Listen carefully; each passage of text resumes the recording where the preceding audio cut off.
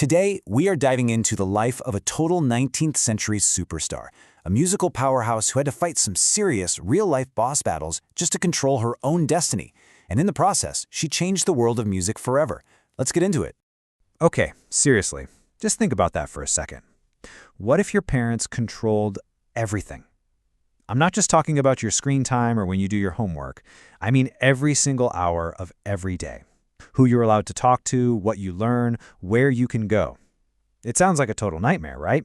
Well, for a girl named Clara Wieck, who we now know as Clara Schumann, that was just her childhood. You see, her childhood wasn't really a childhood at all. It was more like an intense training program with one single goal, to build the world's greatest pianist. And the mastermind behind this whole project? Her own father, Friedrich Wieck. It's actually kind of wild how modern this all feels. Think of it like a training schedule for a pro gamer who wants to be a world champion. Every single day was just hours of grinding with super strict supervised practice. Her dad managed her entire life, her education, her schedule, all of it. And he got her touring across Europe really early to, build her brand. It was a complete system, and it was all designed for one thing: success. And you know what? His crazy system worked. At just 9 years old, Clara made her official debut at one of the most famous concert halls in all of Europe. 9. I mean, at an age when most of us are just trying to figure out long division, she was on stage, performing incredibly difficult music for huge audiences. And she was absolutely blowing them away with skills that were way, way beyond her years. Okay, so now we're getting to the next level of her story. This is where her father's perfect, super detailed plan goes completely off script. A young, talented musician named Robert Schumann shows up, and, well, he's about to change everything. All right, so maybe he didn't literally slide into her DMs, but this was pretty much the 19th century version of that. Robert Schumann was actually one of Clara's father's students, and he moved into their house to study with him. He was completely blown away by her talent, she was inspired by his creativity, and pretty soon, that friendship sparked into a secret romance. And this right here, this is the main conflict of her young life. Her father's plan for her was basically a single-player campaign. 100% focus, no distractions, no marriage, just a relentless grind to become the best in Europe. But Clara? She wanted to play co-op mode. She wanted a life of love and creative partnership with Robert.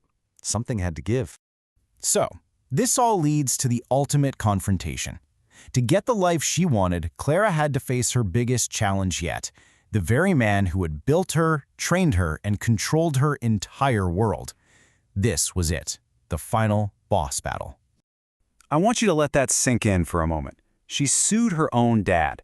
We're talking about the 1800s, a time when women had very, very few legal rights. Her father flat out refused to give his permission for her to marry Robert, so she fought him in court. This was an absolutely radical and incredibly brave thing to do for a young woman at the time. And listen, this was not an easy win. The court case was a long, incredibly stressful, and very public battle. She had to stand up against the person who had been her guide and her manager her entire life. But finally, in 1840, she won. The court ruled in her favor, and she was finally free to marry Robert and start a life on her own terms. But winning in court wasn't the end of the story. You could say she beat the boss, but what she really did was unlock a brand new difficulty level: life on hard mode. Now she had to figure out how to balance being a world-famous concert pianist with being a wife and a mother. I mean, just look at this workload. 8 children. 8. On top of raising them, she was still touring all over Europe, practicing piano for hours a day, supporting her husband with his compositions, and, running the entire household. She was truly one of the only women of her time who managed to juggle a massive family with a top-tier international career. It's just mind-boggling. And if all of that wasn't hard enough, life threw even more at her. Her husband, Robert, struggled with severe mental health issues, and he eventually had to be institutionalized. After he passed away, Clara was left as the sole provider for her 8 kids, all while dealing with immense grief and financial pressure. All of it on her own. So, what kept her going through all this unbelievable hardship? Her music. This quote really says it all.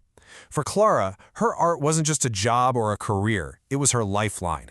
It was the source of her incredible strength and resilience, and it's what allowed her to push through the absolute darkest of times. So what is her ultimate legacy?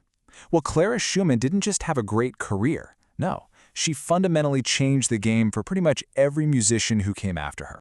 Let's just run through her high scores. First, she was a trailblazer. She proved that women could be A-list, top-tier international artists. You have to get how revolutionary this was. Society's expectation for women was to stay home, not command a stage. She totally shattered that. She was also an influencer. She's the one who introduced the world to the music of her husband Robert Schumann and their close friend Johannes Brahms. And a game changer, she was one of the very first pianists to perform entire concerts from memory, which is now the standard for professionals. And on top of all that, she was a legendary teacher and a brilliant composer in her own right. So, when you boil it all down, she wasn't just some character in music history. She was the one who rewrote the script, broke down barriers, and set a whole new standard for what a musician could be. And that kind of leaves us with one final thought. Clara's story is all about fighting for your own path and not being afraid to change the rules. So, who do you see doing that today? In music, in sports, in science, online? Who are the people you see breaking the mold and changing the game for everyone else?